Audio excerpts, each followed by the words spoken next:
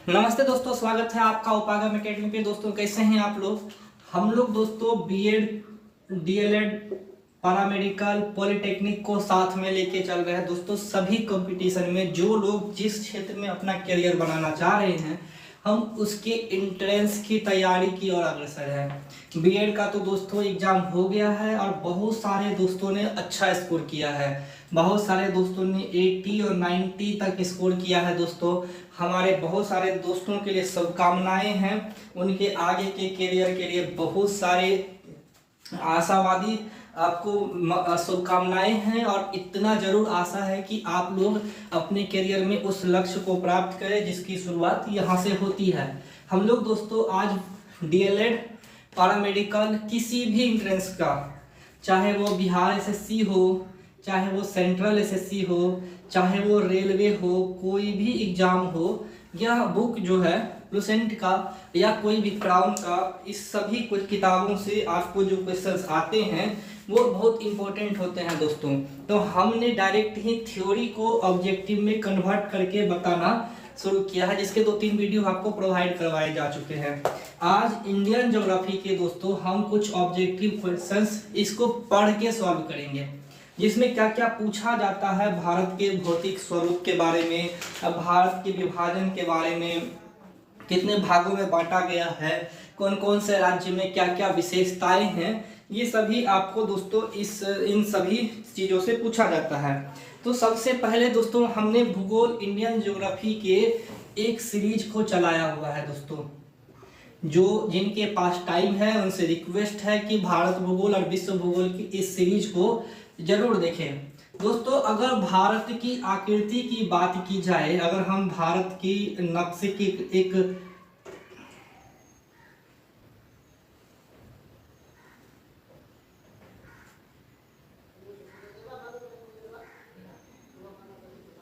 एक नॉर्मल सा और नक्शा अगर हम भारत का ले दोस्तों,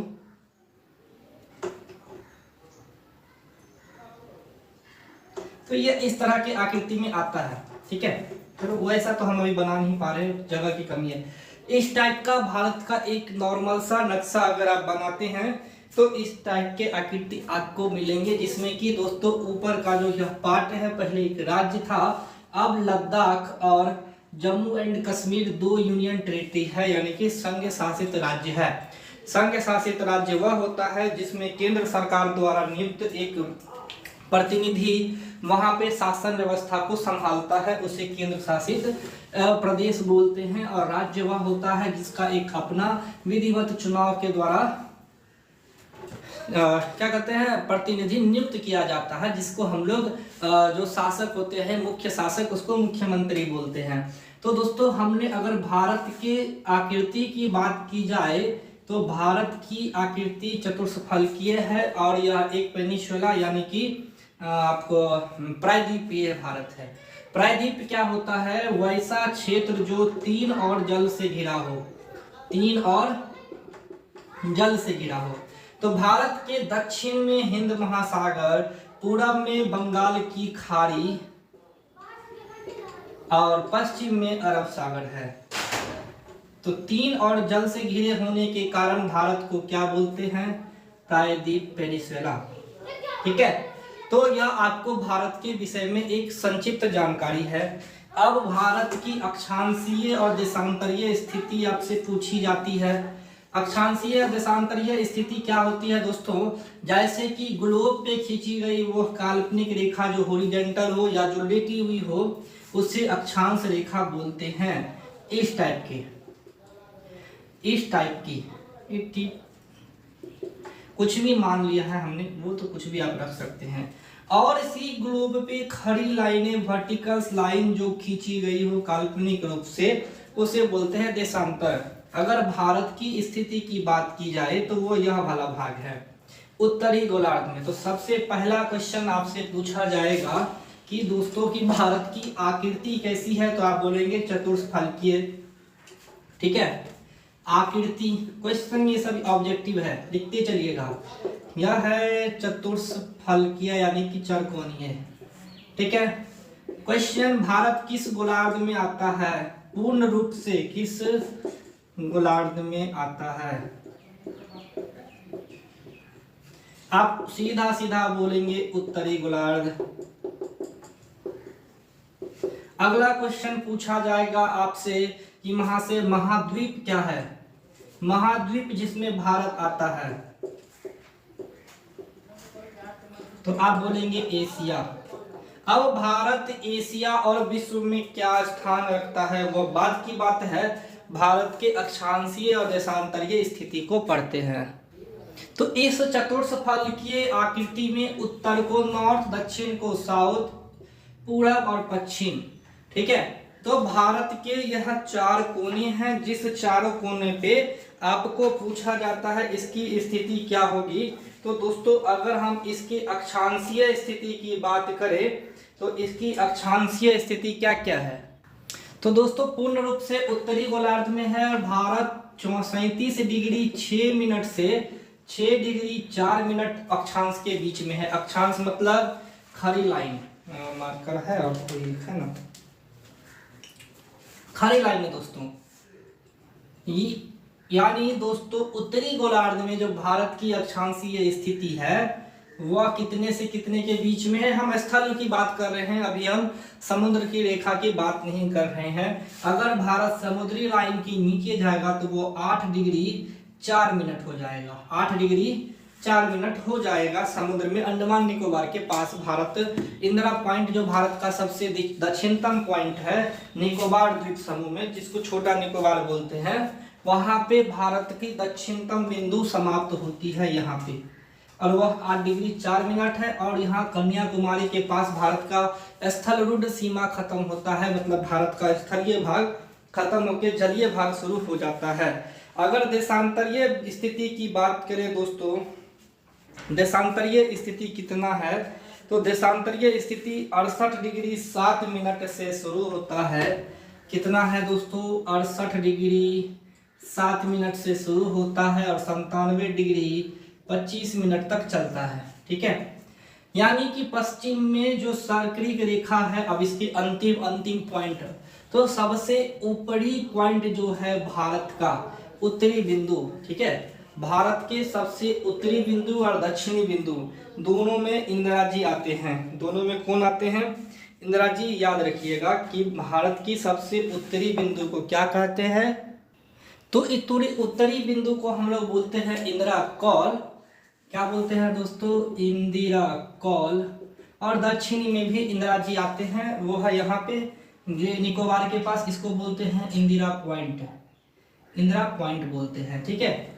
इसी को कभी कभी इंग्लिश में पूछा जाता है कि इंदिरा पॉइंट को और किस नाम से। कभी कभी भारत के दक्षिणतम बिंदु में इंदिरा पॉइंट ना देके एक और नाम दिया जाता है, जिसको इंग्लिश में बोलते हैं पिगमिलियन point.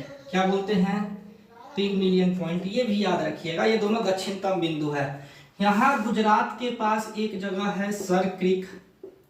Sir creek line Bharat के सबसे अंतिम बिंदु पे आता है, और यहीं पे एक जगह है गौरमीता, ये लाइन के पास। इस गौरमीता को भारत का सबसे पश्चिमतम बिंदु और अरुणाचल प्रदेश के सबसे अंतिम में एक जिला है वलंगो और गांव है कीबिथु।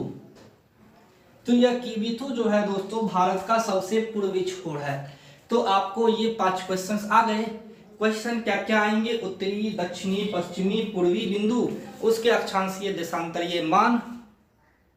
दोस्तों भारत का विस्तार की बात की जाए, अगर भारत के विस्तार की बात की जाए, ये कहां से कहां तक है, तो सर उत्तर से दक्षिण और पूरब से पश्चिम लंबाई पूछी जाती है कि सर अगर नॉर्थ और साउथ के बीच अगर एक सीधी सड़क गुजर जाए, वह सड़क कितनी लंबी होगी, और पूरब और पश्चिम के बीच में एक सड़क गुजर जाए तो वह सड़क कितनी लंबी होगी। सवाल यह भी पूछता है कि भारत का उत्तरी छोर और दक्षिणी छोर के बीच की लंबाई क्या होगी। तो उत्तर से दक्षिण विस्तार बहुत आसान है याद रखना। कैसे याद रखेंगे? तो ध्यान रहे यार, कैसे याद रखेंगे दोस्तों? तो आप गिनती कीजिएगा 1 2 3 4, गिनती कीजिएगा 1 2 3 4, और इसमें 1 और 3 के जगह को आपस में रिप्लेस कर दीजिए। 1 और 3 के जगह को रिप्लेस कर दीजिए यही आपका आंसर हो जाएगा। कितना? उत्तर से दक्षिण 32-14। ठीक है। और 3 को 2 बार लिखेंगे तो 3 तिया 9 होता है। मतलब कि 2 बार 9 को तोड़ना है तो 3 यानी उल्टा भी चलो सीधा भी चलो, 3 को 2 बार लिखना है तो 3 तिया 9 कै बार गुना किए? 2। 3 तिया 9 कै बार गुना किए? 3 को 2 बार गुना करेंगे तो 9 आता है। पश्चिम से पूरब ये आपकी लंबाई है, किसमें? किलोमीटर में। तो ये क्वेश्चंस भी आपसे पूछा जाता है महाशय कि इससे उस छोर तक की लंबाई कितनी है। तो ये तो भारत के विस्तार के बारे में यह क्वेश्चंस आपको बता दें कि आपको दक्षिणी बिंदु है ना, साउथ पॉइंट ना, यह वाला जो क्वेश्चन था बिहार दरोगा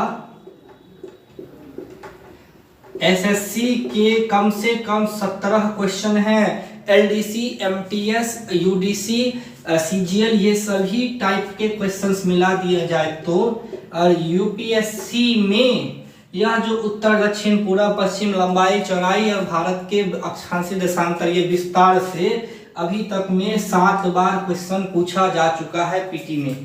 आप सोच सकते हैं कि अलग अलग पीसीएस के भी अगर हम बात करें, किसी भी एग्जाम जो स्टेट पीसीएस होता है उसमें हमने सर्च किया है और 27 बार, एमपी में 9 बार पूछा जा चुका है कि भारत के पश्चिम से पूरब की लंबाई क्या है। 29-33 किलोमीटर आपको लुसेंट में, हम आपको लुसेंट में अलग अलग एग्जाम में पूछे गए यही क्वेश्चंस आपको दिखाएंगे इसी वीडियो में।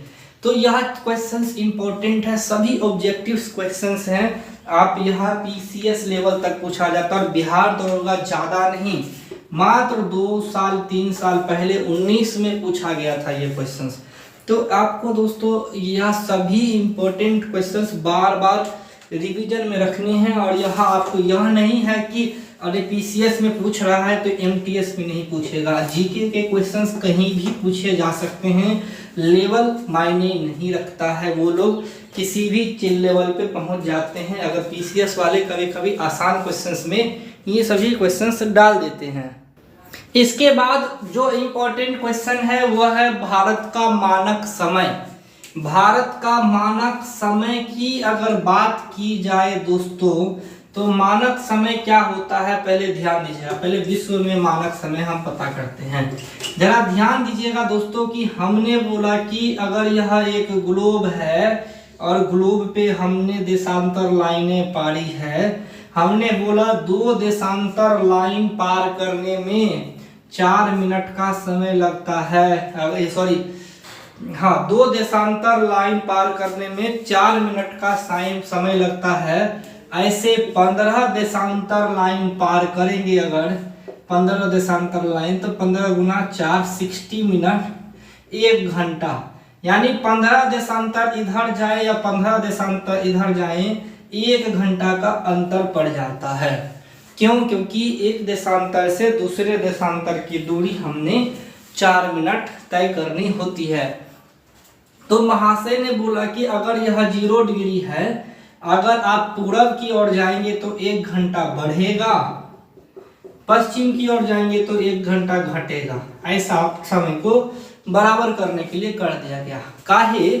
आखिर भारत में जिस समय रात होता है यूएसए में दिन होता है, लेकिन दोनों के मानक समय बराबर होते हैं। अगर ग्रीनविच से देखा जाए तो ग्रीनविच क्या है? विश्व का मानक समय है जहां से दुनिया भर के समय निर्धारित होते हैं। फिर भारत ने भी एक अपना मानक समय बनाया है, क्योंकि भारत जो है 68 डिग्री 7 मिनट से 97 डिग्री 25 मिनट के बीच में है। 15 डिग्री से ज्यादा होने के कारण 30 डिग्री का अंतर है, 37-90, यानी आपको 2 घंटा का समय अंतराल हो जाता है।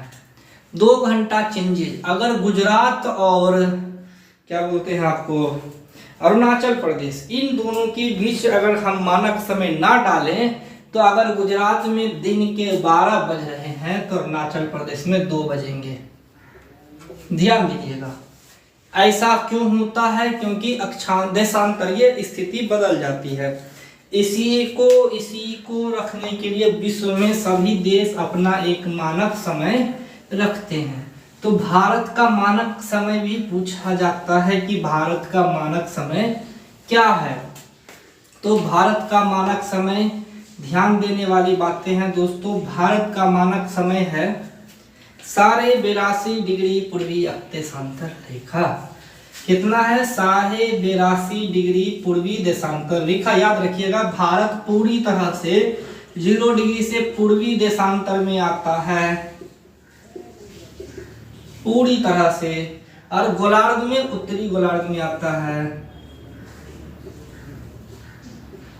हमेशा भारत उत्तरी गोलार्ध और पूर्वी देशांतर में आता है। तो आपसे अब पूछा गया कि भाई यह देशांतर रेखा तो भारत ने पार दिया, कितना? 82.5 डिग्री। तो अब यह जो गुजर रही है, यह किन किन राज्यों से गुजर रही है, आपसे यह सवाल भी पूछा जा सकता है। तो यह महाशय 5 राज्यों से गुजरती है। वह 5 राज्यों में पहला राज्य होता है उत्तर प्रदेश, और वहीं से आपको भारत का मानक समय निर्धारित होता है। ठीक है, इसके बाद मध्य प्रदेश, छत्तीसगढ़, उड़ीसा और आंध्र प्रदेश आते हैं। हमसे कर्क रेखा की बात नहीं कर रहे हैं, हम बात कर रहे हैं मानक समय रेखा की। समय रेखा जहां से भारत का मानक समय, यानी अगर आप यहाँ पर अरुणाचल प्रदेश है और यहाँ पे गुजरात है, तो दोनों के समय में कोई खास अंतर ना हो, इसके लिए आपको यूपी में, यहाँ यूपी में एक जगह है इलाहाबाद, जिसको आजकल प्रयागराज बोलते हैं। यहाँ पे एक जगह है नैनी। इस नैनी से भारत का मानक समय तय होता है, और उत्तर प्रदेश के बाद मध्य प्रदेश के बाद ओडिशा के बाद आपको यहाँ पे छत्तीसगढ़ भी है, छत्तीसगढ़, और यहाँ पे ANP यानी आंध्र प्रदेश। इतने राज्यों से भारत का मानक समय गुजरता है। यानी कि भारत का जो मानक समय 82.5 डिग्री देशांतर, ये वाली लाइनें 5 राज्यों को कट करती है। ये हो गया। अब आता है एक रेखा 22.5 डिग्री उत्तरी अक्षांश रेखा। 22.5 डिग्री उत्तरी अक्षांश रेखा, इसको हम लोग बोलते हैं कर्क रेखा, tropic of cancer. Tropic of cancer Bharat के 8 राज्यों से गुजरता है, जिसका ट्रिक हमने बता चुके हैं कि मित्र पर गमछा झाड़, यानी कि मिजोरम, त्रिपुरा, पश्चिम बंगाल, राजस्थान, गुजरात, मध्य प्रदेश, छत्तीसगढ़, झारखंड, ये राज्य आपके मित्र पर गमछा झाड़ होते हैं। तो अगर आपको लिखना है तो हम इसको मिटा के लिख देते हैं, सारा डिटेल पॉइंट बाय पॉइंट। आप एक एक पॉइंट लिखिएगा, इस पर हम सभी क्वेश्चंस इसी वीडियो में बताएंगे। यह पॉइंट हम लिख देते हैं, इसके बाद वीडियो एंड करेंगे, तो क्योंकि लंबा वीडियो करना सही नहीं लगता है। पॉइंट सारा लिखिएगा, ठीक है। भारत का नॉर्थ टू साउथ, ठीक है, क्या कहते हैं, नॉर्थ टू साउथ क्या होगा, अक्षांशीय विस्तार। अक्षांशीय विस्तार कितना है, अक्षांशीय विस्तार यह है 37 डिग्री 6 मिनट से उत्तरी, 37 डिग्री 6 मिनट से 8 डिग्री 4 मिनट, 6 डिग्री 4 पहले कर दो, 6 डिग्री 4 मिनट स्थलीय, 8 डिग्री 4 मिनट समुद्रीय विस्तार, ये हो गया, ठीक है। अब लंबाई लिख दीजिए, उत्तर से दक्षिण हमने क्या बोला था, 1 2 3 4 में 1 और 3 का स्थान बदल दीजिए, ये किलोमीटर हो गया, ये उत्तर से दक्षिण। अगला क्वेश्चन है, इसी में आप लिखेंगे पूरब से पश्चिम, वेस्ट टू ईस्ट देशांतरीय विस्तार।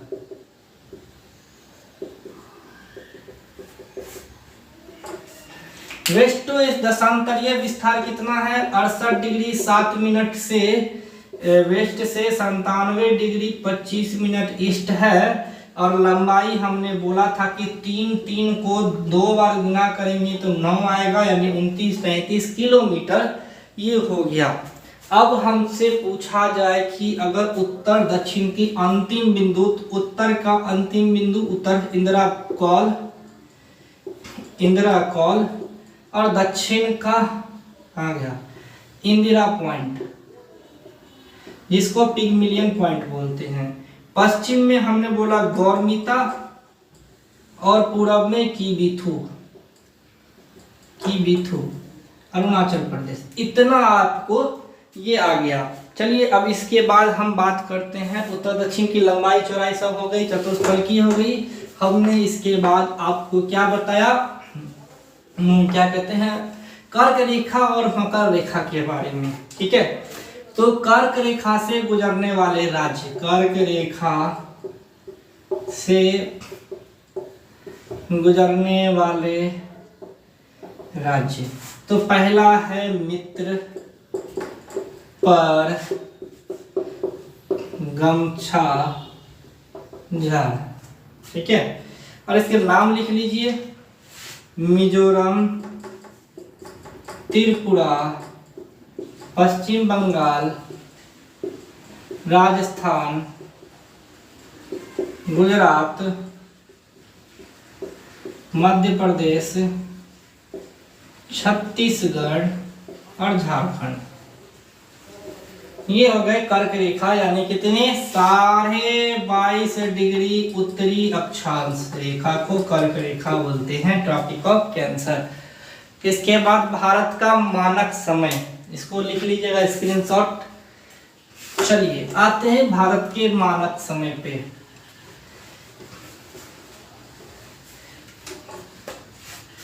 भारत का मानक समय दोस्तों 82.5 डिग्री पूर्वी देशांतर याद रखिएगा, देशांतर रेखा को लॉन्गिट्यूड लाइन को हम लोग क्या बोलते हैं, भारत का मानक समय। भारत का मानक समय कहाँ से गुजरता है, यह इलाहाबाद में है।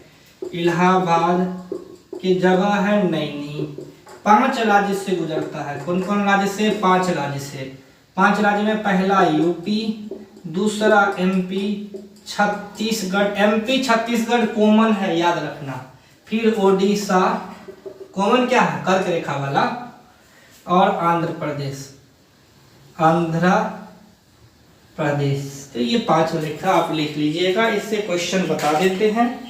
फिर अगले वीडियो में हम इसके बाद आगे की ओर चर्चा करेंगे। धन्यवाद दोस्तों अगर भारत के बारे में हम क्षेत्रफल और जनसंख्या की बात करें, अगर पूरा विश्व 100% एरिया कवर करता है, तो इस एरिया का 2.4% 2.4% भारत कवर करता है। तो क्वेश्चन में आप लिख सकते हैं, भारत विश्व के कुल क्षेत्रफल का 2.4% क्षेत्रफल क्या बोलते हैं, कवर करता है, कवर करता है। ठीक है, अगर जनसंख्या की बात करें, अगर यहाँ पे 100% लोग हैं तो उसमें से 17.5%, यानी अगर पूरे दुनिया में 100 लोग हैं तो 17.5 लोग भारत में रहते हैं। यानी भारत विश्व के कुल जनसंख्या का 17.5% जनसंख्या कवर करता है। ये आपसे पूछा जाता है, बार बार ये क्वेश्चंस भी आपको बीपीएससी में पूछा गया है क्षेत्रफल के बारे में। 1994 में एक क्वेश्चंस आया था। ठीक है, अब आते हैं दोस्तों भारत के स्थल लंबाई चौड़ाई या क्षेत्रफल कितना है। तो भारत का क्षेत्रफल कभी कभी पूछ दिया जाता है, 3,87,263 है, शायद चेक कर लेते हैं। तो भारत का क्षेत्रफल है 32 लाख है शायद, ठीक है 32 लाख है, 87,000 है, 263 किलोमीटर स्क्वायर ये एरिया है भारत का एरिया है। अगर जनसंख्या की बात करें तो अभी 130 करोड़ है 2021 की जनसंख्या के अनुसार। ठीक है, 130 करोड़ लगभग अभी भारत का क्या कहते हैं जनसंख्या है। जनसंख्या के मामले में भारत विश्व में दूसरा स्थान रखता है और क्षेत्रफल में 7वां स्थान रखता है और जनसंख्या में दूसरा स्थान रखता है भारत। ठीक है, अगर दोस्तों भारत की कुल तटीय लंबाई की बात की जाए, हम अब तटीय लंबाई की बात करते हैं, थोड़ा इसके बारे में भी पूछा जाता है पूरा। पहले एक चीज जो छूट गया, अगर दोस्तों भारत की बात करें, हमने बोला कि पूरे विश्व का 2.4% एरिया भारत में है, लेकिन भारत के अंदर क्या क्या है। अगर इस पूरे एरिया को हम बोले कि 100% है, तो इसमें मैदान कितने परसेंट हैं, पठार कितने परसेंट हैं, पर्वत कितने परसेंट हैं, ये सभी आपसे पूछा जा सकता है एग्जाम में कि भाई साहब मैदान कितने प्रतिशत हैं, तो लगभग 43% मैदान होता है। पर उससे पूछता है पर्वतीय क्षेत्र कितने हैं, तो दोस्तों मैदान है लगभग 43%, ठीक है। पठार है 27.7% और पर्वत या पहाड़ी बोल सकते हैं, पहाड़ियों का अनुपात है 29.3% भारत में। अगर मैदान पर्वत, मैदान में मरुस्थल भी शामिल है, तो मैदान 43%, पर्वत होते हैं 27.7%, 29.3%, पठार 27.7%। अगर भारत के कुल तटीय लंबाई और सबसे लंबा तटीय राज्य की बात करें, तो भाई पूर्व में, पश्चिम में और दक्षिण में हिंद महासागर आता है, यहाँ अरब सागर आता है, इसी में लक्षद्वीप द्वीप समूह है और यहाँ पे अंडमान निकोबार द्वीप समूह है, अंडमान एंड निकोबार द्वीप समूह है। ये सभी हम बता चुके हैं दोस्तों इंडियन ज्योग्राफी में, देखिएगा ध्यान से। और यहाँ बंगाल की खाड़ी है, यहाँ से शुरू होता है दोस्तों गुजरात से भारत का तटीय रेखा, पश्चिम से अगर देखेंगे तो उसके बाद महाराष्ट्र, फिर गोवा, कर्नाटका, केरल, तमिलनाडु, आंध्र प्रदेश, ओडिशा, पश्चिम बंगाल, इस तरह से भारत के तटीय राज्य आते हैं दोस्तों। गुजरात सबसे लंबा तटीय राज्य है, भारत का सबसे लंबा तट रेखा वाला राज्य, सबसे लंबा तट रेखा वाला राज्य कौन सा है, ये है गुजरात। और अगर दूसरा पूछा जाए तो 1 नंबर पे गुजरात है, 2 नंबर पे आंध्र प्रदेश आता है। तट रेखा की अगर बात की जाए, भारत के टोटल तटीय लंबाई यहां से यहां तक वो है 6100 किलोमीटर, तट रेखा की लंबाई 6100 किलोमीटर, ये भी पूछा जाता है दोस्तों। अब आते हैं समुद्र से, भारतीय स्थल से समुद्री स्थल के बीच की दूरी। कभी कभी दोस्तों आपको पूछा जाता है, आपको प्रादेशिक सीमा, संलग्न सीमा, समुद्रीय सीमा, क्या होता है कि भारत के इस साइड भी समुद्र है, इस साइड भी समुद्र है। दुनिया का किसी भी देश की अगर हम समुद्री सीमा के अगर संलग्न क्षेत्र की बात की जाए, वह क्षेत्र जहां पे मछली पालन, पेट्रोलियम, यह क्षेत्र जहां मछली पालन, पेट्रोलियम सब चीज भारत के अंदर हो, उस पर संपूर्ण अधिकार भारत का हो, यहाँ पेट्रोल भी निकलेगा तो भारत का, यहाँ मछली भी निकलेगा तो भारत का, यहाँ नौका भी चलाएंगे तो भारत का, आपको भारत सरकार को टैक्स देना होगा मछली पकड़ने के लिए। तो यह दूरी कितनी है कभी कभी पूछता है, तो वह होता है 12 नॉटिकल मील। समुद्री दूरी कितना, 12 समुद्री दूरी नॉटिकल मील, शायद 1885 किलोमीटर होता है 1 नॉटिकल मील में, ध्यान नहीं है, 1.85 ही होता है। अगर यहाँ से और थोड़ा आगे बढ़ा जाए, जो कि प्रादेशिक सीमा से आगे संलग्न, यह होता है प्रादेशिक दूरी, आगे है संलग्न दूरी। संलग्न मतलब जो उसमें भारत का तो अधिकार आता है, लेकिन कुछ अंतरराष्ट्रीय शर्तों के साथ भारत वहां अपना अधिकार दिखा सकता है। जैसे कि अगर भारत यहाँ नौका लेके जा रहा है या यहाँ पे कुछ अभ्यास कर रहा है, युद्ध अभ्यास, यहाँ कर सकता है, लेकिन यहाँ कर रहा है तो परमिशन लेना पड़ता है संलग्न देशों से। तो यह भी 12 नॉटिकल मील और बढ़ा दिया जाए तो टोटल कितना, संलग्न समुद्री दूरी 24 नॉटिकल मील। बस इतना सा आपको दूरी में इतना याद रखना है। उत्तर से दक्षिण लंबाई 3214, पूर्व से पश्चिम 2933 और तटीय रेखा 6100 किलोमीटर।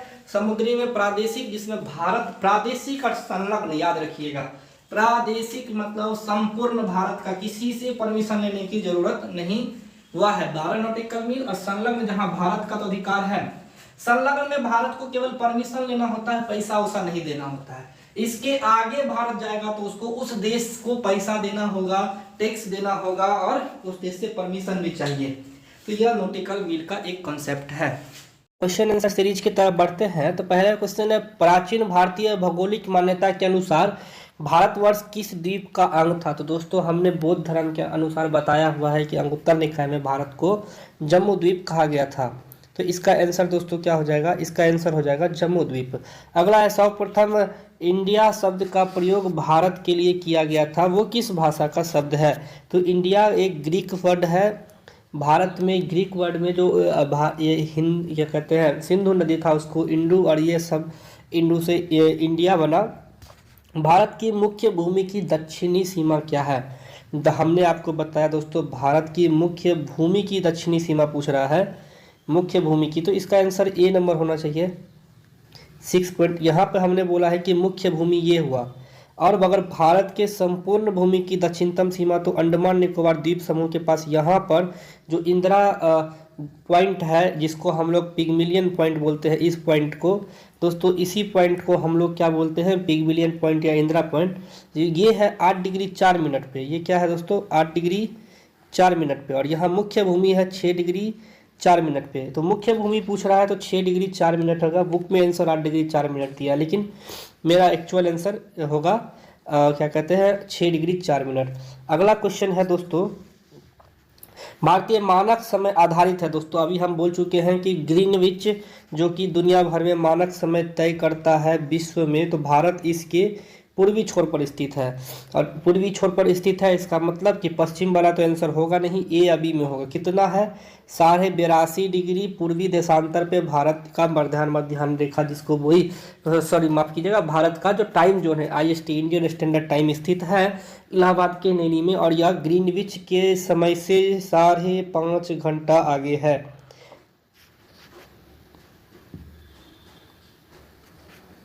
चलिए दोस्तों 6 नंबर में पूछ रहा है, इंडियन स्टैंडर्ड टाइम और ग्रीनविच टाइम में कितना अंतर है? अभी हमने आपको पिछले इसी वीडियो में बता चुके हैं कि भारत का जो IST है वह ग्रीनविच के टाइम से 5.5 घंटा आगे है।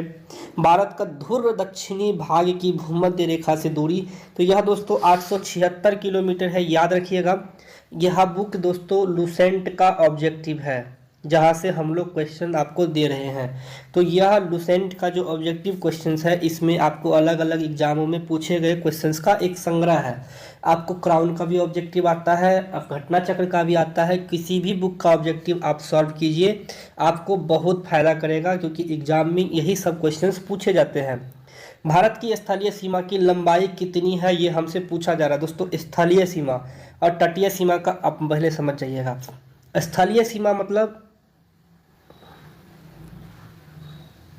यह जो भारत का नक्शा है, माफ कीजिएगा जैसा तैसा भी बन गया हो, तो दोस्तों यह जो इसके चारों ओर, ये एक बार आप पैदल चलोगे या गाड़ी से घूम जाओगे तो यह दूरी जो है, जो लाल पेन से हमने बनाया है इसके चारों ओर घूमने के बाद, यह दूरी क्या होगी दोस्तों? भारत की स्थलीय सीमा की कुल लंबाई होगी, जो कि लगभग 15,200 किलोमीटर है। कितना है? 15,200 किलोमीटर। अगला है द्वीपों सहित भारत के तटरेखा की कुल लंबाई। द्वीप मिला देंगे तो दोस्तों होगा 7516, अगर द्वीप हटा देंगे तो 6100। जैसे कि एग्जाम्पल, भारत का यह तटीय भाग है, तो इस छोर से हमने बोला दोस्तों कि इस छोर से ऐसे पैदल आएंगे तो 6100 किलोमीटर। फिर यहाँ छोटा छोटा लक्षद्वीप है, यहाँ अंडमान निकोबार द्वीप समूह है, तो अंडमान निकोबार द्वीप समूह के चारों ओर की लंबाई, लक्षद्वीप के चारों ओर की लंबाई मिला देंगे तो 7516 किलोमीटर। और केवल भारत के तटीय भाग को घूमेंगे, कहाँ से? गुजरात से लेके इधर पश्चिम बंगाल तक। पश्चिम में गुजरात से लेके पूरब में पश्चिम बंगाल तक अगर चाहेंगे तो वो लंबाई होगी 7516 किलोमीटर। क्वेश्चन नंबर 10 में है, भारत की उत्तर से दक्षिण की लंबाई क्या होगी? हमने दोस्तों इसका एक ट्रिक बनाया था कि जब ऊपर से नीचे यानी उत्तर से दक्षिण पूछे तो आप गिनती करना 1 2 3 4 और 3 और 1 को रिप्लेस कर देना, यानी 3 2 1 4 आपका ये एक्चुअल आंसर होगा। पूरब से पश्चिम पूछे तो हमने बोला कि 3 3 को 2 बार गुना करेंगे तो 9 होता है, यानी 2 9 3 3। ये आपका ट्रिक है, याद रखिएगा इसको। चलिए दोस्तों बढ़ते हैं आगे। भारत की पूरब से पश्चिम तक की लंबाई कितनी है? अब तो कोई दिक्कत नहीं होगा। ऊपर से नीचे 3 2 1 4, पूरब से पश्चिम 2 9 3 3। भारत की तटरेखा की लंबाई अगर सिर्फ तटरेखा की तो 6100 किलोमीटर, द्वीपों सहित तटरेखा की तो 7516 किलोमीटर।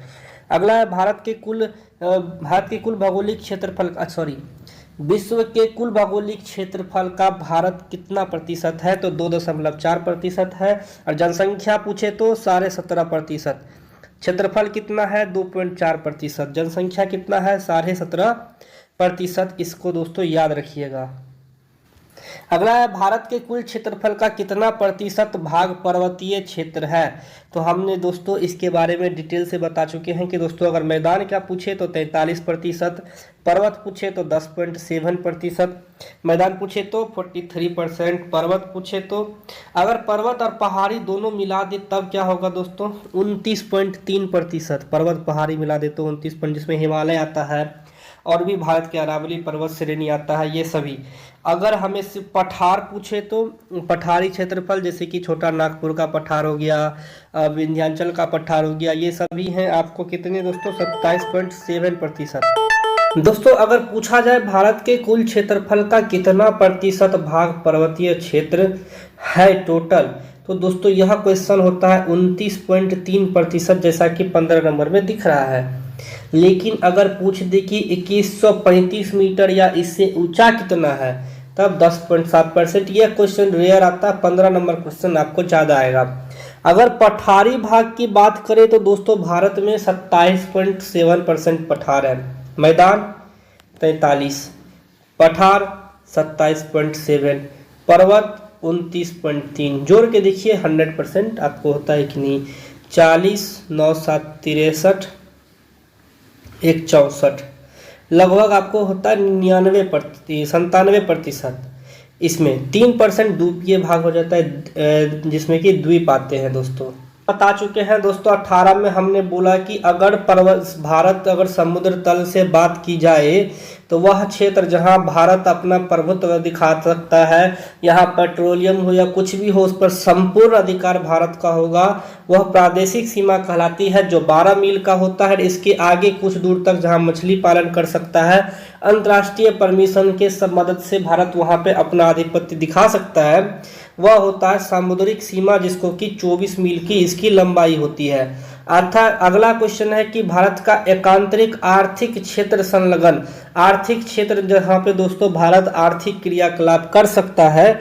आर्थिक क्रियाकलाप कहने का मतलब होता है कि अगर दोस्तों जैसे कि कहीं समुद्री सीमा है, अब जैसे भारत और ईरान के बीच के समुद्री सीमा की बात की जाए, जहां भारत जा सकता है समुद्री सीमा के अंदर अपना आर्थिक क्रियाकलाप करने के लिए, लेकिन ईरान भी उसके अंदर आता है, तो भारत, दोनों देशों के सहयोग से भारत वहाँ आर्थिक संलग्न क्षेत्र, भारत अपना एकांतरिक आर्थिक क्षेत्र दिखा सकता है, वह होता है 200 मील। कंफ्यूजिंग वाला बात आपको लग रहा होगा, तो हम सीधा सीधा बताते हैं। देखिए जैसे कि यह भारत का नक्शा है और यहाँ म्यांमार और थाईलैंड है, यहाँ अंडमान निकोबार द्वीप समूह है, ठीक है। तो अब ये अंडमान निकोबार द्वीप समूह है और यहाँ एक कोको द्वीप है जिस पर म्यांमार का कब्जा है। अगर हमसे पूछा जाए दोस्तों कि यह कोको द्वीप भारत का होना चाहिए कि म्यांमार का, तो साफ तौर पे आप कहिएगा कि भारत का, इसलिए क्योंकि भारत का कोको द्वीप से जो संलग्न क्षेत्र होता है 24 मील के अंतर्गत आता है। अगर प्रादेशिक सीमा की बात करें, जैसे अंडमान निकोबार भी 24 मील के अंतर्गत आता है, तो भारत का है, लेकिन इसके बाद भी 200 मील तक या कंबोडिया या फिर जो भी इंडोनेशिया, जो कि समुद्रिक सीमा से सटे देश हैं, उनसे आप अपना आर्थिक व्यापार कर सकते हैं, अपना आर्थिक, जैसे कि जहाज लेके जाना है, तो 200 मील तक भारत को टैक्स नहीं देना होगा। उसके बाद वो उस देश को टैक्स देगा जिस देश के सीमा से वह गुजर रहा है। अब क्वेश्चन है कि भारत के कितने राज्य समुद्र के किनारे हैं, तो हमने बोला गुजरात से लेके पश्चिम बंगाल तक, तो गुजरात पहला, महाराष्ट्र दूसरा, गोवा तीसरा, कर्नाटक चौथा, केरल पांचवा, तमिलनाडु छठा, आंध्र प्रदेश सातवां, उड़ीसा आठवां और पश्चिम बंगाल नौवां। तो ऐसे 9 राज्य हैं दोस्तों, ऐसे 9 राज्य हैं दोस्तों जो समुद्र तट से सटे हुए हैं। चलिए अगला क्वेश्चन है, आपसे पूछा जा रहा है कि भारत की सबसे लंबी मुख्य तटभूमि किस राज्य से लगती है। तो हमने पहला बोले हैं गुजरात होता है, दूसरा आंध्र प्रदेश बता चुके हैं। किस राज्य से होकर कर्क रेखा नहीं गुजरती है, मित्र पर गमछा झाड़ याद कीजिए। इसमें उत्तर प्रदेश आपका आंसर होगा। कौन सी अक्षांश रेखा भारत के मध्य से होकर गुजरती है, तो सारे 23 डिग्री उत्तरी अक्षांश यानी कर्क रेखा। कर्क रेखा भारत के 8 राज्यों से होकर गुजरती है। 27 निम्नलिखित में से किस राज्य से होकर कर्क रेखा नहीं गुजरती है, तो मित्र पर गमछा झाड़ मिजोरम, त्रिपुरा, पश्चिम बंगाल, राजस्थान, गुजरात, मध्य प्रदेश, छत्तीसगढ़, झारखंड से होकर गुजरती है, बाकी राज्यों से होकर नहीं गुजरती है। तो इसका उड़ीसा आंसर हो जाएगा। वह राज्य से कर्क रेखा गुजरती है वो हो जाएगा झारखंड। झारखंड की राजधानी रांची के बीचों बीच से होकर गुजरती है कर्क रेखा। भारत की मुख्य भूमि का दक्षिणतम नोक इंदिरा पॉइंट है, जिसको पिगमिलियन पॉइंट बोलते हैं। इसमें लिखा होगा भारत का दूरतम बिंदु क्या है, Indira point. Indira point, Indira point, Indira point का अन्य नाम है पिगमिलियन पॉइंट, याद रखिएगा दोस्तों। अगला क्वेश्चन है ये, भारत का भूमि का उत्तरी भाग क्या कहलाता है, इंदिरा कौल। उत्तरी भाग क्या कहलाता है, इंदिरा कौल। इंदिरा पॉइंट निकोबार द्वीप समूह में है, निकोबार ऑप्शन में नहीं है तो अंडमान निकोबार आप मार सकते हैं। आज के वीडियो में दोस्तों हम अब इतना ही रहने देते हैं। अगले वीडियो में दोस्तों हम आपको बताने वाले हैं भारत के बारे में, जैसे पड़ोसी राज्य उससे सटे हुए, इस सब की ट्रिक भी बताएंगे दोस्तों।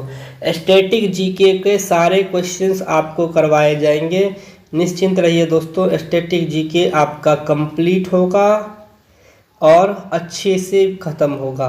धन्यवाद दोस्तों।